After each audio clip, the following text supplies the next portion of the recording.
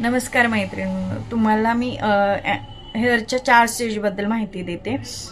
कोणत्या स्टेजमध्ये गेल्यानंतर हेअरफॉल होतं आणि कोणत्या स्टेजमध्ये गेल्यानंतर हेअर ग्रोथ होते. तर 4 स्टेज आहेत: ॲनेजन, कॅटेजन, टेलोजन आणि एक्सोजन. ॲनेजनमध्ये गेल्यानंतर 2 ते 7 वर्षापर्यंत हेअरची ग्रोथ होत असते. प्रत्येकाच्या प्रकृतीनुसार वाढ होत असते. 1 ते 1.5 सेंटीमीटर हेअर महिन्याला वाढतात. आणि त्यानंतर येते ती कॅटेजन. कॅटेजनमध्ये गेल्यानंतर 2 ते 3 आठवड्यासाठी हेअरची ग्रोथ थांबते आणि रक्तपुरवठा कमी होत असतो हेअरला.